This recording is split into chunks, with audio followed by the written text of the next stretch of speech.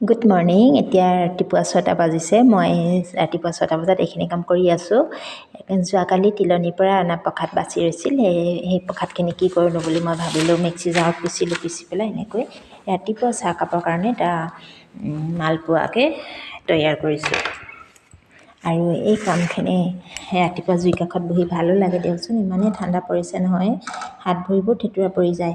আৰু ছোৱালীজনীও কৈছে এই জুই কাষত বহাই লৈছোঁ কাৰণ ইমানেই ঠাণ্ডা। তাই সদায় মোৰ লগতে উঠে আৰু উঠি পেলাই মোক ইটো সিটো সহায়ো কৰি দিয়ে, আমনিও কৰি থাকে। আৰু তাৰ মাজতে মই এইখিনি জুই কাষতে বহি বনাই আছোঁ। আৰু এনেকৈ বনাই মেলি খালে খায়ো ভাল লাগে গৰমে গৰমে। তাৰোপৰি আমাৰ স্বাস্থ্যৰ কাৰণেও যথেষ্ট হেল্ডি হয়, কাৰণ ইয়াত প্ৰসাদত বুট, মগুৰ, নাৰিকল আৰু তিল কিবাকিবি যথেষ্ট থাকে।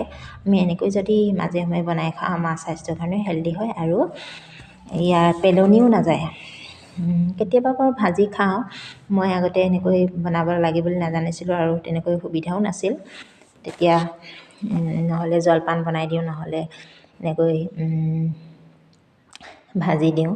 কিন্তু তেনেকৈ বনোৱাতকৈ এনেকৈ যদি বনাই লওঁ নহয়, বেছি ভাল লাগে খাই। মই বাৰু এই পদ্ধতিটো মোবাইলতে দেখিছিলোঁ।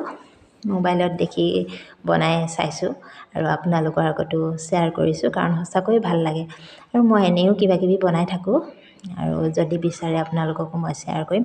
আমি যিহেতু গাঁৱৰ মানুহ আৰু গাঁৱৰ মানুহবিলাকে ইমান দামী দামী বস্তু খাবলৈ বা সময়মতে আমি যি টি বস্তু নাপাওঁ, ওচৰত দোকানো নাই তেনেকৈ।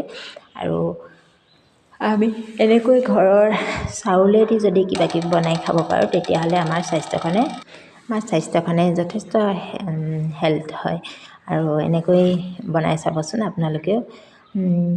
এই পদ্ধতি দি বনালে লোকচানো নহয়, লগতে চবেই খাবলৈ পায়।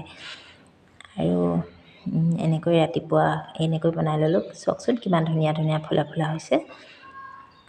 আৰু এনেকৈ ছোৱালীজনী খাওঁ খাওঁ কৰি আছে। তাই মোক আগতে দিয়া কৰি আছে আৰু মই বনাই মেলি তাইকে প্ৰথমে দি দিছোঁ।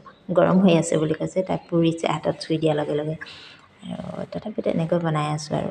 আৰু আপোনালোকে বাৰু নিজে নিজে বনাই খায়নে? এনেকৈ খাই যদি জনাবচোন কেনে লাগে। মই কিন্তু এনেকৈ নিজে বনাই লোৱা কিবা এটা পালে বা আনক দিব পাৰিলে খুব ভাল লাগে। মই এইটো পদ্ধতিতে খাই দিওঁ আৰু গোটেইকেইটাই আমি বহি চাহ খাইছোঁ।